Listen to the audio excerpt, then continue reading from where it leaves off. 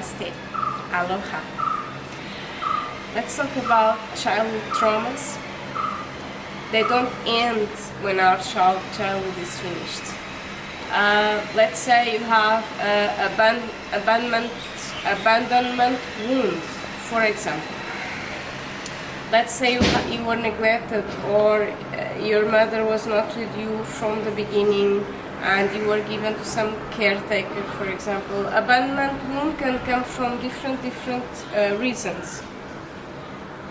But let's say you have a wound like that, and later in life, in relation, you will attract partners that will trigger that abandonment wound until you become conscious. So it's a kind of a work.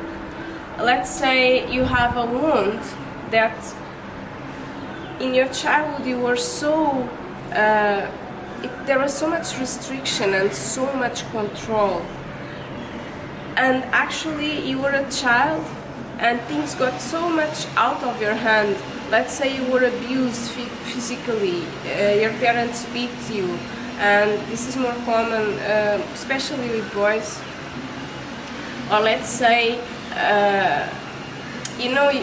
it was so strict, maybe from both of your parents or maybe from one side, and you actually did not have any control over the situations. Let's say there was lots of fights at home, and you, as a child, you had no control of that. But especially when people were imposing their will on you. Later in life, these people have generally a need to be in charge, to be in control, and to control the other ones and all the situations. So they don't let go easily, and they need to have always this sense of control. They often become they come often in positions of leadership, or they try to impose that control at home in the family life. If you really become aware of these dynamics and how we have the tendency to attract, until we become conscious, so while we are not aware, to attract partners that will actually activate or reactivate those familiar environments that we had, and why we stick to those partners even though the relationship is not healthy. And often those kind of relationships are very toxic, because it feels like home, because it's like the kind of environment that we had at home, so it's very familiar to our inner child.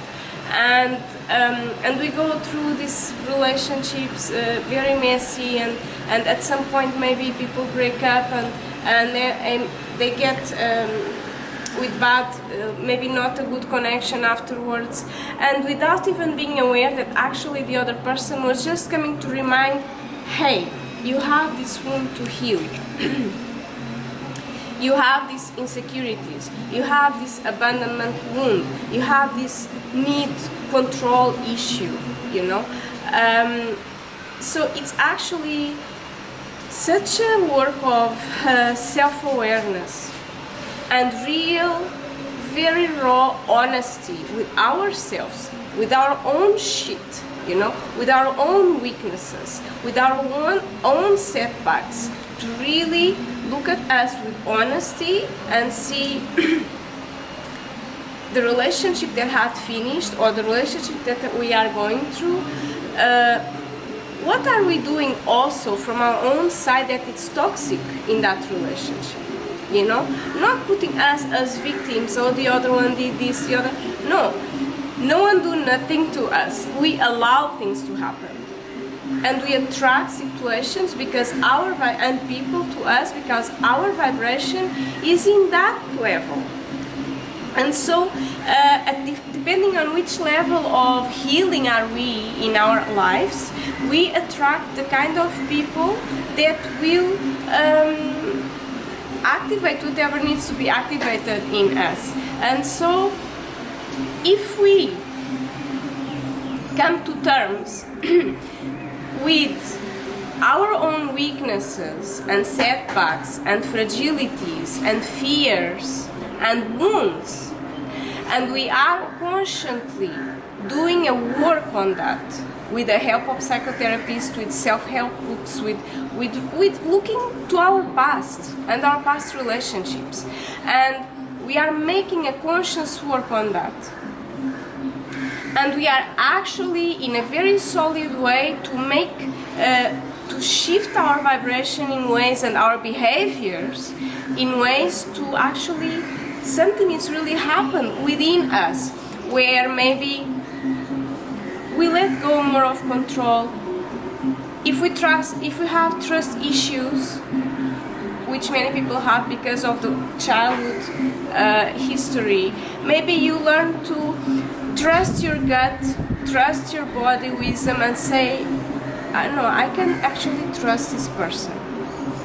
You know, if you had a need of control, or if you had toxic behaviors of putting the other ones down so you feel superior, let's be honest. Let's be honest. Let's look at us and see.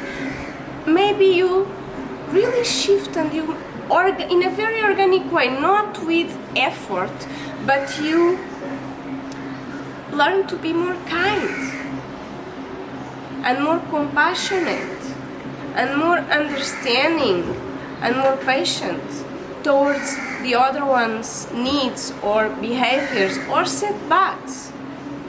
So instead you put the other one down or make a harsh critic or make a subtle critic, which is all poison, you maybe say, okay, you know, there is understanding, there is compassionate, you become patient. Not that you let other people eat shit on your head, it's not that, but it's that you give more space, you know, you are not so strict, so controlling and so harsh. As you shift this vibration, then you will attract people who maybe are more kind to you, are more loving, because you are also on that level. This makes sense, you know? So, if you are still attracting toxic relationships or toxic partners, think again. Think again. How are you, from inside out, contributing to that reality? How much work you, with honesty, with yourself, have been doing? In your abandonment wounds, in your need of control, in your putting the other ones down, in your insecurities, how much self-confidence have you been building on yourself? In your trust issues. So, yeah, the childhood wounds, the pain, emotional pain, whatever we have gone through in our childhood, doesn't finish there. It's not just like, oh, now I'm going to school and university and then find a job and then a partner and then a house and then get married and then kids and life just, no. All these things will come back to you at some point of your life. Even later on in a form of a severe disease. Because the emotions are there and they need to be released from you. On an energetic level, on a physical level, on all levels. So work must be done, but not everyone is willing to do. Many people have a huge resistance to surrender to do that work, and it's okay. Maybe they don't end up not doing in this life, you know. But this is just a little heads up. Say like, hands up, say like, hey, look at this, you know, look at this, look at your life, look at your past relationships, look at your own behavior, and ask yourself, do I really want to keep on being like this, or can I be better than this? Can I genuinely and organically can be better than this? It's possible, yes. It's possible with all kinds of different self-work, self-help books, psychotherapy, Reiki, counseling, self-awareness, basically self-awareness, a lot of healing.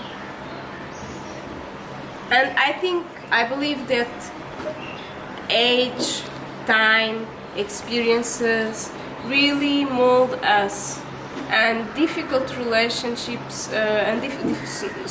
difficult situations really mold us.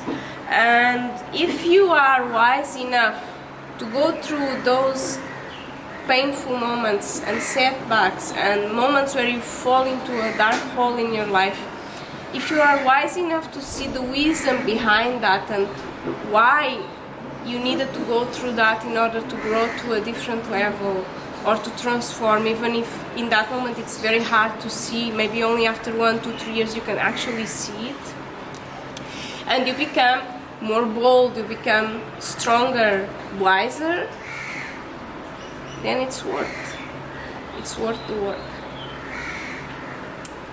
Thank you. Sayonara, namaste. Aloha.